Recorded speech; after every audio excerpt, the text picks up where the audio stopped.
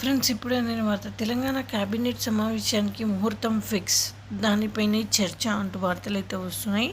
మరి దేనిపైన అనేది చూసిద్దాం ఫ్రెండ్స్. వివరాల్లోకి వెళ్ళే ముందు దయచేసి లైక్ చేసి, షేర్ చేసి, సబ్స్క్రైబ్ చేసి మరిన్ని లేటెస్ట్ అప్డేట్స్ కోసం అయితే బెల్ ఐకాన్ అయితే క్లిక్ చేయండి.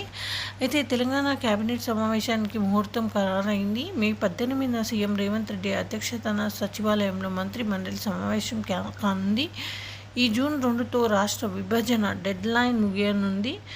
10 ఏళ్ల పాటు ఏపీ, తెలంగాణ మధ్య అపరిష్కృతంగా ఉన్న అంశాలపై ఈ భేటీలో చర్చించినట్లు తెలుస్తోంది.